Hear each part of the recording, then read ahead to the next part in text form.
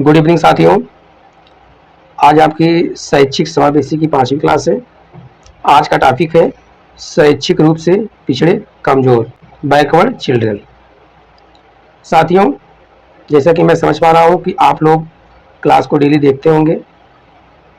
बीच बीच में क्लास जो ड्रॉप हो जा रही है वह जो है कुछ किसी कारणवश हो जाती है सर, लेकिन ठीक है, आप लोगों को साथियों क्लास जो है मिलती रहेगी डेली। चलिए शुरू करते हैं। आज का टॉपिक जो है आपको अभी बताए हैं कि शैक्षिक रूप से पिछड़े कमजोर, शैक्षिक रूप से पिछड़े और कमजोर, बैकवर्ड चिल्ड्रन। ठीक है।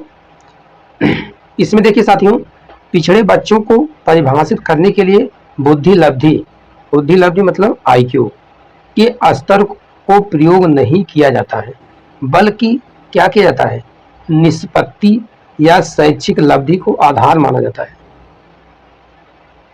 बल्कि क्या है, निष्पत्ति या शैक्षिक लब्धि को क्या माना जाता है, आधार माना जाता है। उनको उनके IQ लेवल के अनुसार नहीं, उनके शैक्षिक लेवल के अनुसार उनको कमजोर माना जाता है कि यह बच्चे कमजोर हैं। साथियों, वार्टन हर्ट के अनुसार सबसे पहली परिभाषा वार्टन हर्ट। देखिए इन्होंने क्या बताया, इनका स्टेटमेंट क्या है कि वार्टन हर्ट का स्टेटमेंट है, पिछड़े बच्चे वे होते हैं जिनकी शैक्षिक उपलब्धियां उस स्तर से निम्न स्तर की जाती हैं जिनके लिए यह योग्य होते हैं। वार्टन हर्ट ने परिभाषा बताया है जो ये भी क्या है, इम्पॉर्टेंट है। ठीक है, लेकिन सबसे ज़्यादा इम्पॉर्टेंट सिरिल बर्ड की डिफिनीशन है। वेरी मोस्ट इम्पॉर्टेंट यह जो है डिफिनीशन पूछी जाती है। यह डिफिनीशन बहुत ही ज़्यादा पूछी जाती है, आपके सेमेस्टर एग्जाम में पूछी जाएगी। उसके बाद आपको बता दे रहे हैं साथियों, टेट, उसके बाद में सीटेट में भी बहुत ही ज़्यादा पूछी जाने वाली डिफिनीशन है समावेशी में। यह जो है सिरिल बर्ड बहुत ही ज़्यादा पूछे जाने वाले क्वेश्चन है। चलिए इनका स्टेटमेंट क्या है, पिछड़े बच्चे वह हैं जिसकी शैक्षणिक लब्धि अर्थात बुद्धि लब्धि या शिक्षा अंक 85 से कम हो। आपके पेपर में जो सेमेस्टर एग्जाम होता है उसमें अगर पूछेगा कि किस के अनुसार शैक्षिक लब्धि 85 है, तो आप लोग साथियों बता देंगे किसके अनुसार, सिरिल बर्ड के अनुसार। या क्वेश्चन पूछेगा कि सिरिल बर्ड के अनुसार शैक्षिक लब्धि का पॉइंट कितना है, या कम है या ज़्यादा है, यही पूछता है। तो आप साथियों क्या बताएंगे। देखिए ऑप्शन अगर दिया रहेगा, पहला ऑप्शन में ए वाले ऑप्शन में दिया रहेगा साथियों, मान लीजिए क्या दिया है 90, बी वाले में क्या दिया है 70, सी वाले में क्या दिया है 85 और डी वाले में क्या दिया है 60। तो किसको मारेंगे आप साथियों, सी ऑप्शन को मारेंगे। ठीक है, इस तरीके से क्वेश्चन पूछा जाता है। चलिए अगला स्टेटमेंट है TKN मेनन के अनुसार। यह भी डिफिनीशन बहुत ही इंपॉर्टेंट है। मेनन के अनुसार भारतीय स्थिति में पिछड़े बच्चे वे हैं जो अपनी कक्षा की औसत आयु से 1 से अधिक वर्ष बड़े हों। इन्होंने बताया है, मेनन महोदय ने बताया क्या कि भारतीय स्थिति में पिछड़े बच्चे वे हैं जो अपनी कक्षा की औसत आयु से 1 से अधिक वर्ष बड़े हों। जैसे मान लीजिए एग्जाम्पल के तौर पर मैं आपको समझा रहा हूँ, या समझिए एग्जाम्पल में। देखिए इसमें क्या है, मान लीजिए किसी बच्चे का एडमिशन 1 क्लास में, फर्स्ट क्लास में, और उसकी आयु एग्जाम्पल तौर मान रहे हैं 5 साल है। ठीक है, तो मेनन महोदय ने क्या कहा अभी कि भारतीय स्थिति में पिछड़े बच्चे वे हैं जो अपनी कक्षा की औसत आयु से 1 से अधिक वर्ष बड़े हों। मतलब यह कक्षा 1 में अगर कोई बच्चा है एडमिशन ले रहा है तो उसकी आयु औसत आयु से 1 वर्ष अधिक हो। 1 वर्ष अधिक हो मतलब अगर उसकी आयु 5 होगी तो उससे क्या हो जाएगा, 1 वर्ष अधिक मतलब 6 वर्ष होगी। ठीक है साथियों, अब समझ में आया होगा मेनन के स्टेटमेंट को। चलिए अब प्रकार देखिए, टाइप, इनका टाइप है शैक्षिक पिछड़ापन 2 प्रकार का होता है। कितने प्रकार का होता है? शैक्षणिक पिछड़ापन कितने प्रकार का होता है? 2 प्रकार का। चलिए, एक आता है सामान्य पिछड़ापन, एक होता है विशिष्ट पिछड़ापन। सामान्य पिछड़ापन क्या है? इस प्रकार का बच्चा सभी पक्षों में पिछड़ा दिखाई देता है। सभी पक्षों में, हर एक स्तर से क्या होता है? पिछड़ा दिखाई देता है। वह लगभग कक्ष के सभी विषयों में पिछड़ जाता है। पाठ्यक्रमांतर क्रियाओं से उसे कोई सफलता नहीं मिलती है या वह उनमें भाग नहीं लेता है। यह जो है सामान्य पिछड़ापन है। साथियों, अगला क्या है? विशिष्ट पिछड़ापन। विशिष्ट पिछड़ापन में क्या है साथियों? देखिए, इस विषय के पिछड़ेपन में बच्चे किसी एक विशेष विषय या पक्ष में पिछड़ता है। कहने का मतलब, सामान्य पिछड़ापन हर स्तर से पिछड़ जाता है बच्चा, तब वह सामान्य पिछड़ापन के अंतर्गत आएगा। लेकिन विशिष्ट वाले में क्या है कि एक विशेष विषय या पक्ष में अगर बच्चा पिछड़ता है तो वह विशिष्ट पिछड़ापन कहा जाएगा। वह किसी विषय में पिछड़ेपन के बजाय किसी विशेष विषय में किसी का कारणवश वह सामान्य बच्चों के साथ नहीं चल पाता और वह उस विषय में उनकी तुलना में पिछड़ जाता है, तो ये क्या है? विशिष्ट पिछड़ापन है। सामान्य में हर स्तर से होता है और विशिष्ट में क्या होता है? एक विशेष विषय या पक्ष में पिछड़ता है, तो यह विशिष्ट पिछड़ापन है।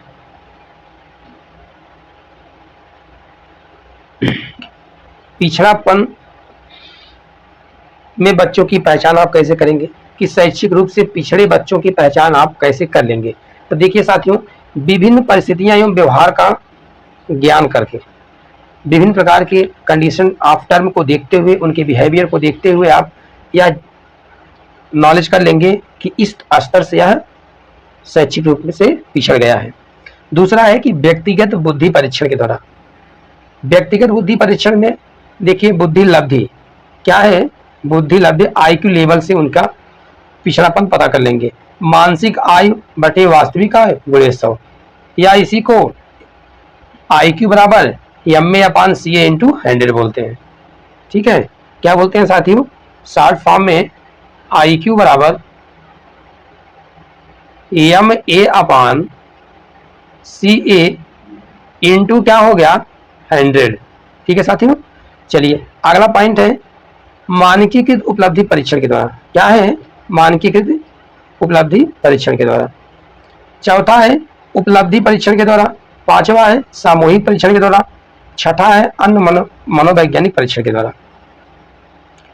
कहने का मतलब है कि शैक्षिक रूप से पिछड़े बच्चों की पहचान आप कई स्तर से कर सकते हैं, जिसमें आपको अभी जस्ट बताए हैं कि विभिन्न परिस्थितियों में व्यवहार का ज्ञान करके, व्यक्तिगत बुद्धि परीक्षण करके, मानकीकृत उपलब्धि परीक्षण करके, उपलब्धि परीक्षण करके, सामूहिक परीक्षण करके, अन्य मनोवैज्ञानिक परीक्षण करके। अब चलते हैं साथियों अगले पे। साथियों, शैक्षिक रूप से पिछड़े बालकों की शिक्षा, जो शैक्षिक रूप से पिछड़ गए बच्चे हैं उनकी शिक्षा कैसी है, इनके बारे में जानिए। देखिए, सहानुभूतिपूर्वक व्यवहार द्वारा बच्चों को आप सिंपैथी बिहेवियर के द्वारा आप सिखा सकते हैं, बता सकते हैं, पिछड़े बालकों की शिक्षा दे सकते हैं। धीमी गति से पढ़ाना, आप क्या करेंगे? बहुत धीमी गति से पढ़ाएंगे, आराम आराम से किसी टॉपिक को समझाएंगे, बताएंगे, तब भी बच्चा समझ जाएगा। बार बार बताया जाना, किसी एक टॉपिक को लेकर के, किसी एक सब्जेक्ट में अगर बच्चा वह विशेष तौर से कमजोर है तो उस टॉपिक में अगर वो टॉपिक उसको नहीं समझ में आ रहा है तो उस टॉपिक के लिए उसको एक बार नहीं कई बार बताने का प्रयास करिए, जब तक बच्चा समझ ना जाए। चलिए अगला चौथा पॉइंट है श्रव्य दृश्य साधनों द्वारा। श्रव्य सुनकर और दृश्य देखकर, जो श्रव्य और दृश्य वाले साधन उनके द्वारा। अगला है उपचारात्मक कक्षाओं द्वारा। उपचारात्मक कक्षा के द्वारा करवाना चाहिए, छोटी कक्षाओं के द्वारा। छोटी कक्षा मतलब जिसमें बच्चों की संख्या कम रहे, सेक्शनल डिवाइड हो। 7वां है क्रियात्मक विधियों का प्रयोग करके। क्रियात्मक एक्टिविटी के माध्यम से बच्चों को आप सिखाने का प्रयास करिए। अभिप्रेरणा, अगला पॉइंट, अभिप्रेरणा प्रदान करना, मोटिवेशन। अगर बच्चा किसी चीज में करने के लिए हताश और निराश हो रहा है तो उसको आप बीच बीच में मोटिवेशन दीजिए, नहीं आप कर सकते हैं। तो इस प्रकार के मोटिवेशन के माध्यम से पिछड़े बालकों की शिक्षा शैक्षिक रूप में होती है। अगला है आर्थिक सहायता देकर के। अगर शैक्षिक रूप से पिछड़े बालकों की शिक्षा में कोई बालक आर्थिक रूप से बहुत कमजोर है, पैसे की समस्या है, धन की समस्या है, तो उसको क्या करिए, आर्थिक सहायता दे करके। आर्थिक सहायता का मतलब ये है कि अगर विद्यालय में बच्चा पढ़ रहा है तो विद्यालय में या तो उसकी फीस माफ कर दी जाए, या तो उसकी फीस माफ नहीं हो रही है तो जो टीचर या जो प्रिंसिपल या जो भी कैंडिडेट या अभिभावक इसकी जिम्मेदारी लेता है तो वह पूरी जिम्मेदारी अपनी उसके शैक्षिक रूप से निभाने का प्रयास करेगा, शैक्षिक रूप से पिछड़े बालकों की शिक्षा में। साथियों नेक्स्ट पॉइंट, पिछड़ेपन का पता लगाकर उसके निवारण द्वारा। किस वजह से वह पिछड़ा है इसकी जानकारी करके उसका निवारण करना। ठीक है। अगला है शैक्षिक परिभ्रमण के द्वारा। फिर अगला पॉइंट है शैक्षिक शोध कार्यों की प्रचुरता के माध्यम से। अगला पॉइंट है विशेष विद्यालयों की अर्थव्यवस्था के माध्यम से। जो विशेष विद्यालय की जो व्यवस्था दी गई है उस विद्यालय के माध्यम में जो व्यवस्था बनाई गई है विशेष प्रकार की है, इसके माध्यम से। अगला है विशेष शिक्षकों के द्वारा, स्पेशल जो टीचर ट्रेनिंग वाले होते हैं उनके द्वारा। ठीक है। और लास्ट पॉइंट है सभी का सहयोग आवश्यक होता है। अगले पॉइंट है लास्ट वाले में कि शैक्षिक रूप से पिछड़ेपन वाले बालकों की शिक्षा में सभी का सहयोग, इन सभी का सहयोग आवश्यक है। इन सभी के माध्यम से अगर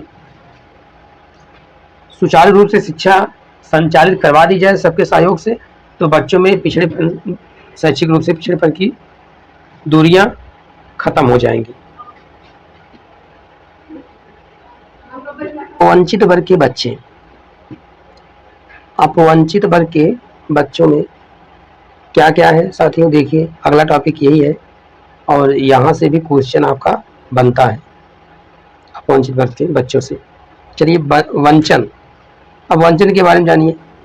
वंचन वह परिवेशजन्य अवस्था है जिसका स्वरूप एवं अर्थ सामाजिक, सांस्कृतिक तथा भिन्नता के साथ साथ परिवर्तित हो जाता है। इसके माध्यम से देखिए साथियों, सामाजिक, आर्थिक, सांस्कृतिक भिन्नता के साथ साथ परिवर्तित हो जाता है। अब देखिए यहाँ पर वंचन को अपेक्षित अनुभवों की न्यूनता के अर्थ में लिया जाता है। वंचन को अपेक्षित अनुभवों की न्यूनता के अर्थ में लिया गया है।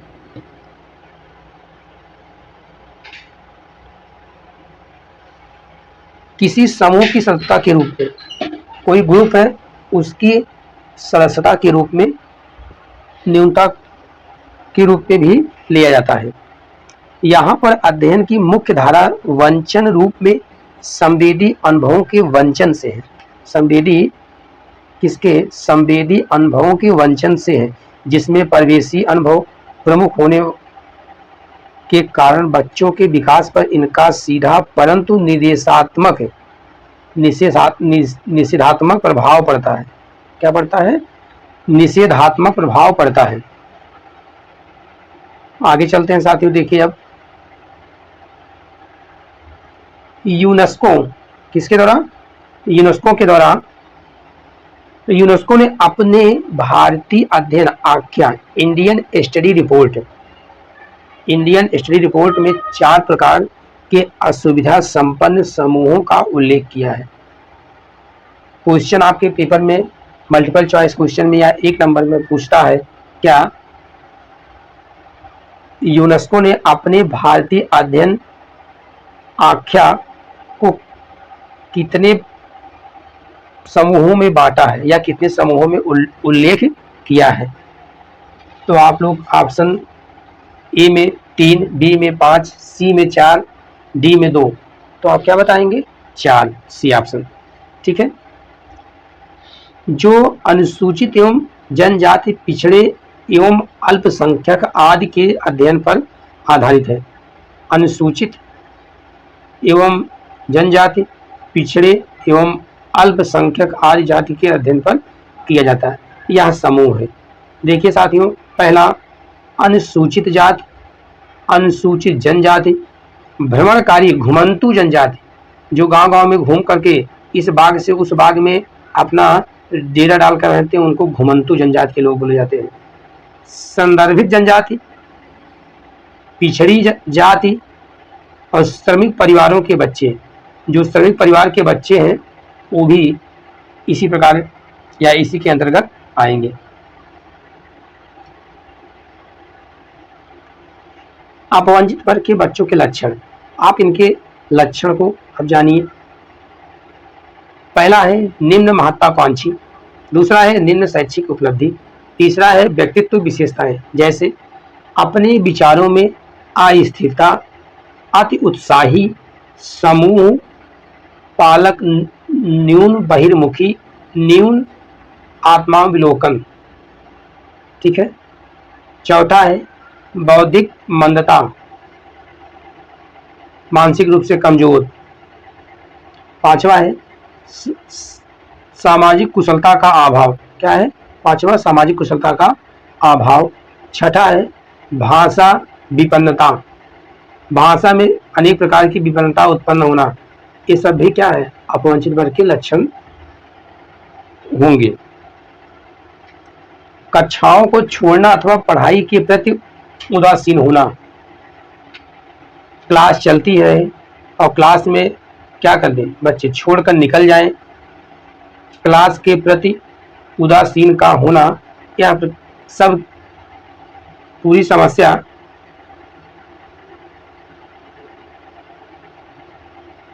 समस्या उदासीन का होना होता है।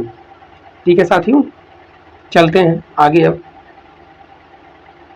अपवंचित बच्चों की शिक्षा, अपवंचित बच्चों की शिक्षा में क्या है? पहला पॉइंट है विद्यालयी वातावरण तथा परिवेश का उनके अनुकूल होना।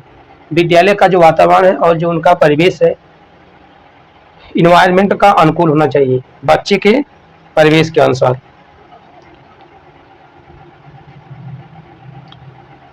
अगला है रथ के अनुसार विशिष्ट उपायों की संतुष्टि। तो रथ महोदय ने क्या बताया है?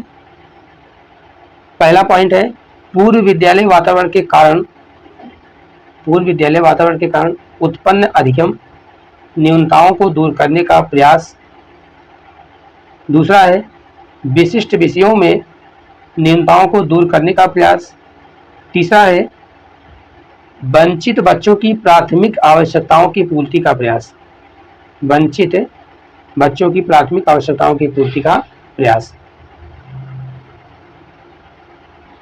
आज का टॉपिक अपवंचित वर्ग तक बच्चों की शिक्षा के बारे में आप लोग को बताएं साथियों।